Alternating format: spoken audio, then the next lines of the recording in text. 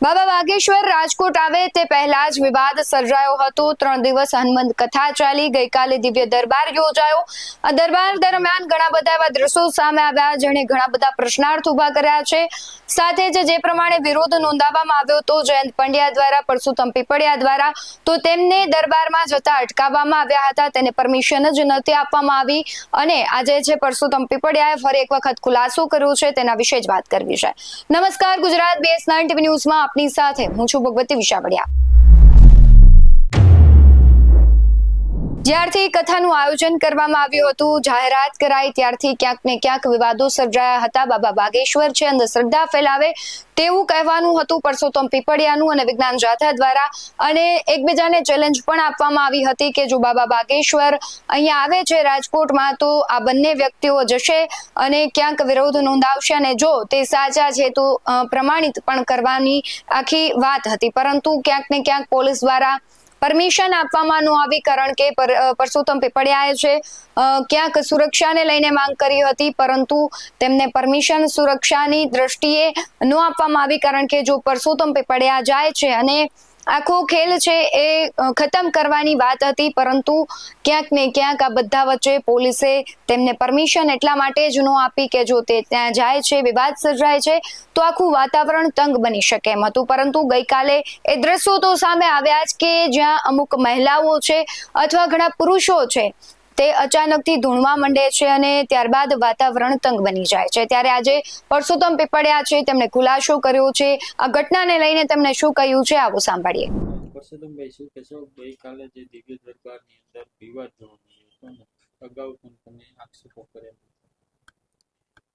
3 દિવસથી હું બોલું છું કે બાબાને કથામાં રસ નથી। જે હનુમાન ચરિત્ર ઉપર કથા કરવાના હતા એમાં 2 દિવસમાં હનુમાન ચરિત્ર ઉપર અડધી કલાક પણ બોલ્યા નથી। માત્ર ને માત્ર ભજન ગવડાવ્યા, માત્ર ને માત્ર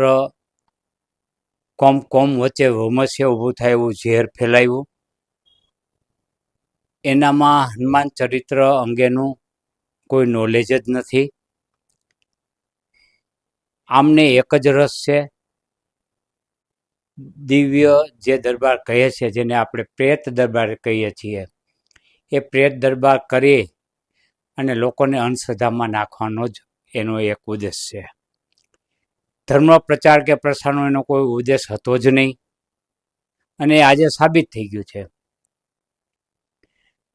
તેઓ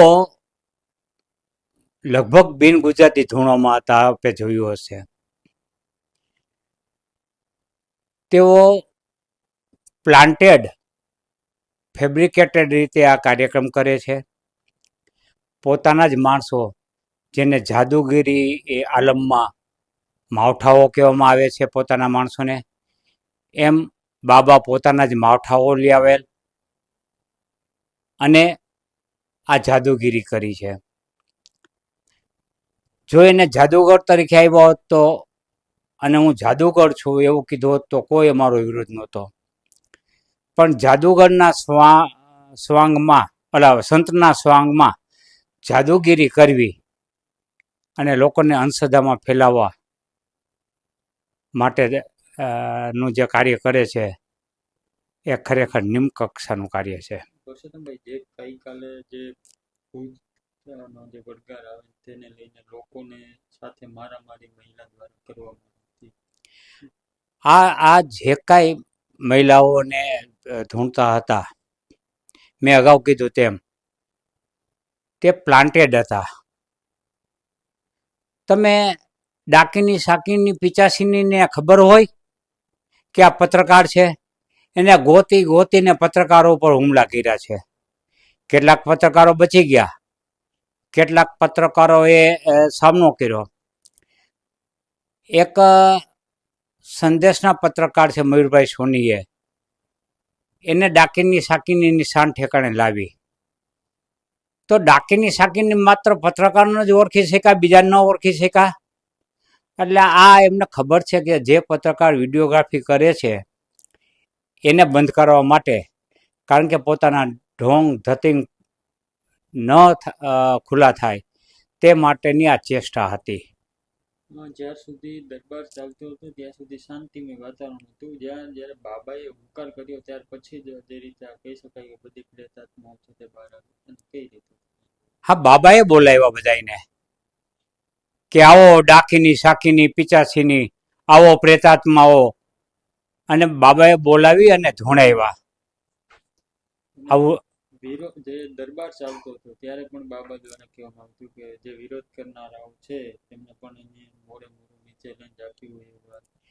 જો બાબા મોરે મોરો કરવા કોઈ ચેનલમાં આવે, મને બોલાવે, જો બાબાના ડાયપર છે એ લીલા ન થઈ જાય તો જોજો. હવે તમે કઈ રીતે આગળની કાર્યવાહી કાયદેસર તમે તો કાયદા સમજો કઈ રીતે?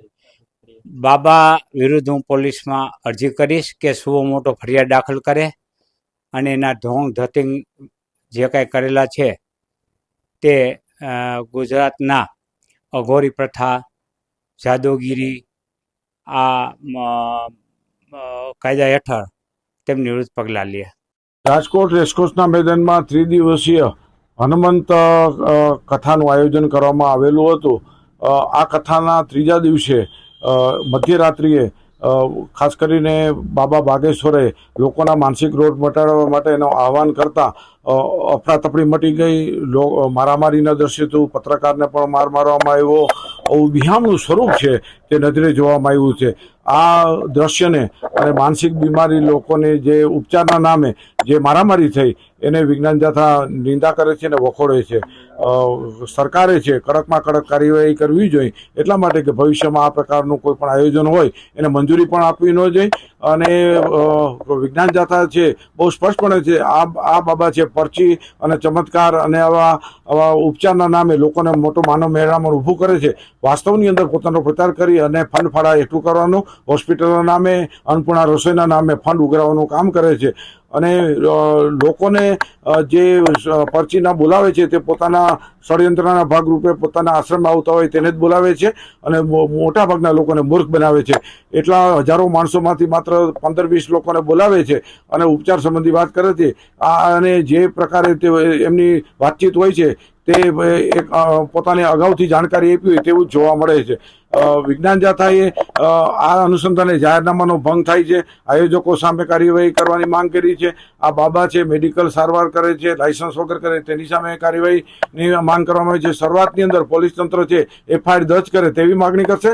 બાદ કોર્ટના દ્વાર ખખડાવી અને જેટલા જવાબદારો છે અને તત્વો છે અને માહોલ બગાડ્યો છે, રાતના મારામારી થઈ છે, તે ભવિષ્યમાં ન થાય તે સંબંધી કાયદા અનુસાર કાર્યવાહી હાથ લેનાર છે.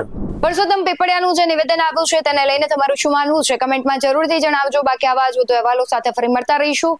તમે અમારી યુટ્યુબ ચેનલને સબસ્ક્રાઇબ કરવાનું, અમને ફેસબુક અને ઇન્સ્ટાગ્રામ પર ફોલો કરવાનું ભૂલશો નહીં. બાકી અવનવી અપડેટ્સ મેળવવા માટે જોતા રહો BS9 ન્યૂઝ. નમસ્કાર.